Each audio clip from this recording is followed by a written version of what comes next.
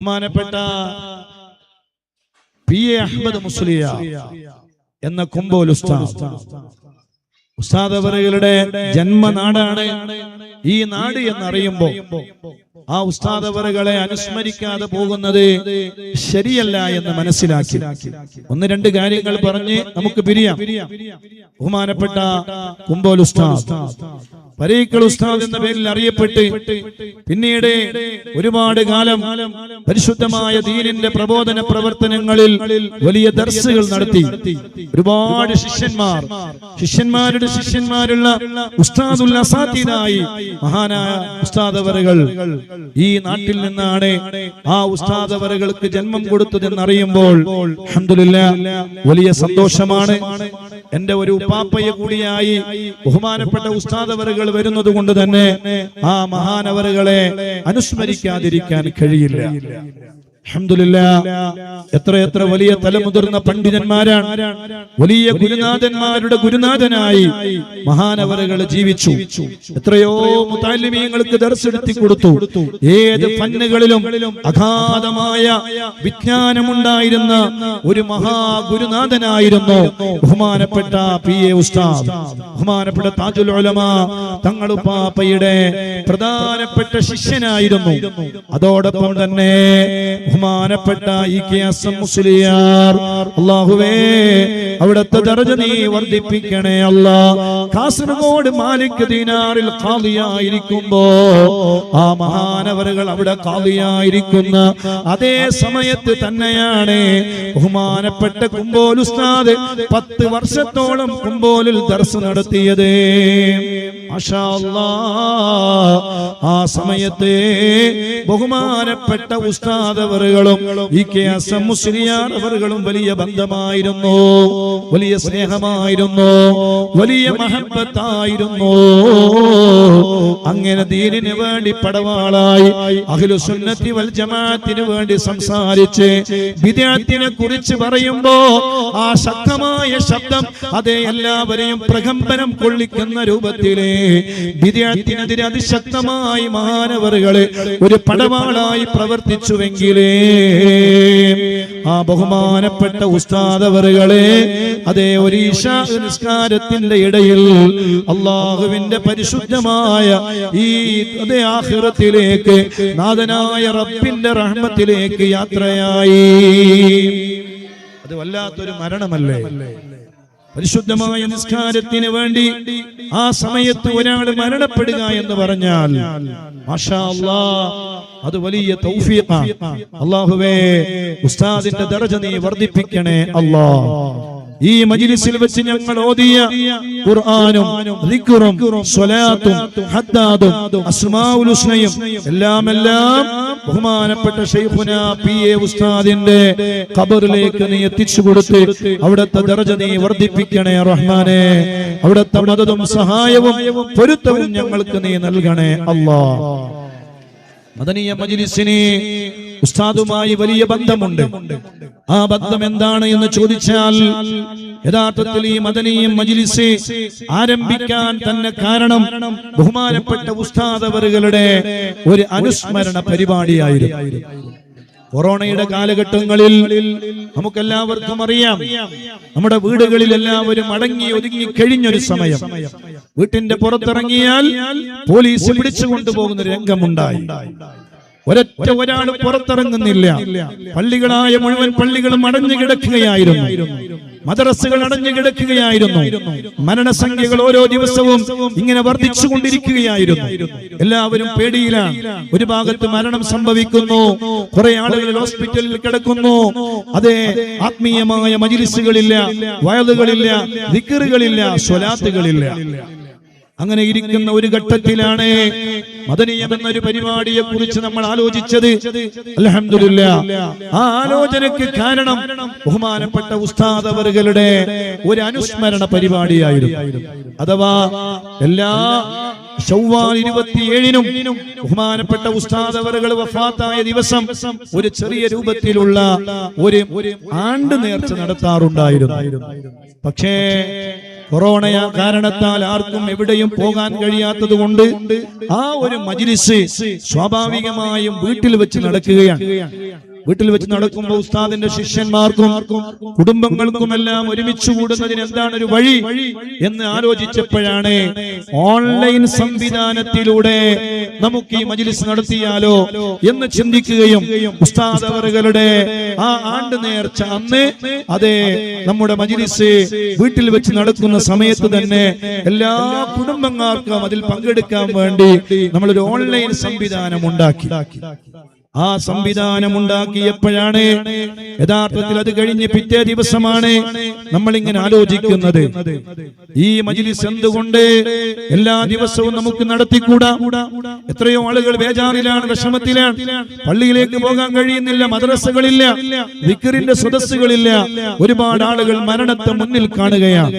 ഈ സമയത്ത് മനസ്സമാധാനത്തിന്റെ വഴി എന്താണ്? അവിടെയാണ് നമ്മൾ ചിന്തിക്കുന്നത്. അലാ ബിദിക്രില്ലാഹി തത്മഇന്നുൽ ഖുലൂബ്. പണം കൊണ്ട് സമാധാനം കിട്ടൂല, വലിയ സമ്പത്ത് കൊണ്ട് സമാധാനം കിട്ടൂല, വലിയ പദവി കൊണ്ട് സമാധാനം കിട്ടൂല, വലിയ അധികാരം കൊണ്ട് സമാധാനം കിട്ടൂല, വലിയ പവർ കൊണ്ട് സമാധാനം കിട്ടൂല. സമാധാനം കിട്ടണോ? അലാ ബിദിക്രില്ലാഹി തത്മഇന്നുൽ ഖുലൂബ്. ഹൃദയത്തിന് ശാന്തി ലഭിക്കണോ? സമാധാനം ലഭിക്കണോ? അതിന്റെ മുന്നിലുള്ള ഏറ്റവും നല്ല വഴി അല്ലാഹുവിനെ ഓർക്കലാണ്, റബ്ബിനെ സ്മരിക്കലാണ്. ഏത് വലിയ പ്രതിസന്ധികൾക്കും പരിഹാരമാണ് അല്ലാഹ്. ആ റബ്ബിനെ ഓർക്കാനുള്ളൊരു വഴി.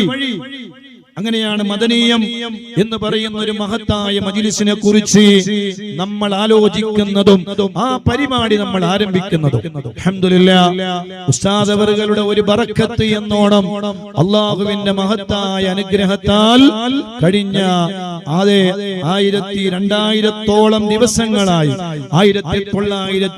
1975 മജ്‌ലിസിലാണ് നമ്മൾ ഇവിടെ ഒരുമിച്ച് കൂടിയിട്ടുള്ളത്. അല്ലാഹു നമ്മളെ ഖബൂൽ ചെയ്യട്ടെ, അല്ലാഹു നമ്മളെ സ്വീകരിക്കട്ടെ, അല്ലാഹു നമ്മളെ പൊരുത്തപ്പെടട്ടെ. ഉസ്താദ് അവറുകൾക്ക് ഏറ്റവും ഇഷ്ടമായിരുന്നു അഹ്ലു ബൈത്തിനെ, സാദാത്തുക്കളെ. ദർസിൽ പഠിക്കുന്ന ഒരു സയ്യിദ് ഉണ്ടായാൽ ആ സയ്യിദിനെ ഒന്നും പറയൂല, അടിക്കൂല, അവരെ വിഷമിപ്പിക്കുന്ന ഒരു വാക്ക് പോലും ഉസ്താദ് പറയൂല. അങ്ങനെ അഹ്ലു ബൈത്തിനെ സ്നേഹിച്ച് ഏതെങ്കിലും ഒരു അഹ്ലു ബൈത്തിനെ കണ്ടാൽ അവർക്ക് എന്തെങ്കിലും ഒരു സഹായം ചെയ്തു കൊടുക്കണമെന്നത് ഉസ്താദ് അവറുകളുടെ വലിയൊരു ആഗ്രഹമായിരുന്നു. ആ ഉസ്താദ് അവറുകളുടെ ആഗ്രഹമാണ് യഥാർത്ഥത്തിൽ മദനീയത്തിലൂടെ അല്ലാഹു സാധിപ്പിച്ചു തന്നത്. അല്ലാഹു സാധിപ്പിച്ചു തന്നത് ആ ഉസ്താദിന്റെ ഒരു ബറക്കത്താണ്, ഒരു പൊരുത്തമാണ് എന്ന് ഞാൻ മനസ്സിലാക്കുകയാണ്. എന്തൊക്കെ പദ്ധതികളുണ്ട് ഇവിടെ, എന്തൊക്കെ വിഷയങ്ങളുണ്ട് ഇവിടെ, എന്തൊക്കെ ഏറ്റെടുക്കേണ്ട എന്തൊക്കെ പദ്ധതികളുണ്ട് ഇവിടെ. അതൊന്നും ഏറ്റെടുക്കാതെ മദനീയം കുടുംബം ഏറ്റെടുത്തത് അഹ്ലു ബൈത്തിന്റെ വീട് നിർമ്മാണമായിരുന്നു. അൽഹംദുലില്ലാഹ്, 150ഓളം വീടുകൾ മദനീയം കുടുംബം അഹ്ലു ബൈത്തിലെ പാവപ്പെട്ടവർക്ക് വേണ്ടി നിർമ്മിച്ചു കൊടുത്തു. എല്ലാവരെയും ഏറ്റെടുക്കാൻ നമുക്ക് ആഗ്രഹമുണ്ട്, പക്ഷേ അതിനുള്ള കഴിവോ സൗകര്യങ്ങളോ ഇല്ലാത്തതിനാലാണ് അഹ്ലു ബൈത്തിന് ഒരു 313 അഹ്ലു ബൈത്തിന് വീട് നിർമ്മിച്ചു കൊടുക്കണം. അത് ജീവിതത്തിലെ വലിയൊരു ആഗ്രഹമാണ്. നിങ്ങളൊക്കെ ദുആ ചെയ്യണം. മരിക്കുന്നതിന് മുമ്പ് എന്റെ ജീവിതത്തിലെ ഏറ്റവും വലിയൊരു ആഗ്രഹം, മരിക്കുന്നതിന് മുമ്പ് മുത്തു റസൂലുള്ളാഹിന്റെ പാവപ്പെട്ടവരായ അഹ്ലു ബൈത്ത്. എത്രയെത്ര ആളുകളുണ്ട് മുഅ്മിനീങ്ങളെ, ഒരു വീടില്ലാത്തതിന്റെ പേരില് അവര് മുത്തു റസൂലുള്ളാഹിന്റെ പേരക്കുട്ടികളാണ്.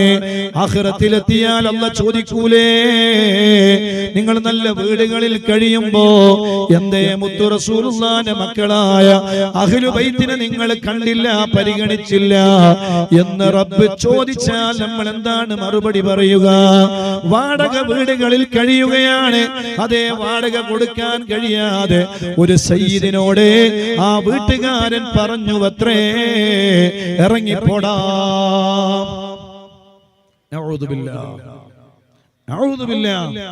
അത് കേട്ടപ്പോ മനസ്സ് വല്ലാതെ വേദനിച്ചു പോയി. ഒരു സയ്യിദിന്റെ മുഖത്ത് നോക്കിയിട്ട് ആ വീട്ടുകാർ എനിക്ക് പണം ഉണ്ടാകും, അയാളുടെ സ്വത്തായിരിക്കാം, അയാളുടെ വീടായിരിക്കാം, അയാളുടെ സമ്പത്തായിരിക്കാം, അയാൾക്ക് അള്ളാഹു കൊടുത്തതാണ്, റെഡിയാണ്, ഒക്കെ റെഡിയാണ്. പക്ഷെ അതൊക്കെ അള്ളാഹുവിന് അതൊക്കെ പിൻവലിക്കാൻ നിമിഷ നേരം പോലും ആവശ്യമില്ല. നിങ്ങൾ കണ്ടില്ലേ, കഴിഞ്ഞ ദിവസം 4 മക്കളാണ്, ഒരു ഉപ്പാന്റെയും ഒരു ഉമ്മാന്റെയും 4 ആൺമക്കൾ. തലേന്ന് വരെ അവര് കളിച്ചു, ചിരിച്ചു, രസിച്ചു. പക്ഷേ പിറ്റേ ദിവസം ആ പ്രിയപ്പെട്ട 4 മക്കളുടെ ജനാസ നിസ്കാരത്തിന് വേണ്ടി ആ ബാപ്പ വരുന്ന രംഗം ഞാനിങ്ങനെ കണ്ടപ്പോ എന്റെ കണ്ണിലൂടെ അറിയാതെ കണ്ണുനീര് വന്നു. ഏക മകള് ബാക്കിയാണ്. ഞാനിങ്ങനെ ചിന്തിക്കുന്നു, ഹോസ്പിറ്റലിൽ നിന്ന് ആ മകളിന് സുഖമായി വന്നാൽ തന്നെ എങ്ങനെയാണ് ആ മകൾ ആ വീട്ടിൽ താമസിക്കുക? തന്റെ 4 സഹോദരങ്ങള് അപ്പുറവും ഇപ്പുറവും ഓടിച്ചാടി കളിച്ച് തമാശകൾ പറഞ്ഞിരുന്ന 4 ആളുകൾ.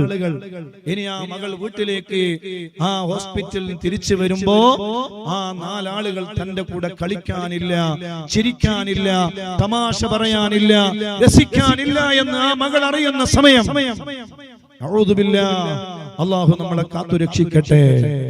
അല്ലാഹു നമ്മുടെ മക്കളെ കാത്തുരക്ഷിക്കട്ടെ. അല്ലാഹു നമ്മുടെ മക്കൾക്ക് വലിയ കാവല് അല്ലാഹുവേ നീ നൽകണേ. അല്ലാഹ് എപ്പോഴും റബ്ബിനോട് ദുആ ചെയ്യണം. മക്കളെ വിഷയത്തിൽ അല്ലാഹുവിനോട് ദുആ ചെയ്തുകൊണ്ടേയിരിക്കണം.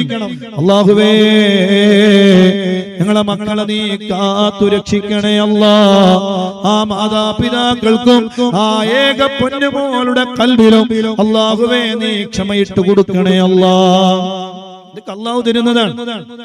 അല്ലാഹു തിരിച്ചു കൊണ്ടുപോകാൻ വിചാരിച്ചാൽ ഒരു ശക്തിക്കും പിടിച്ചു നിർത്താൻ കഴിയില്ല.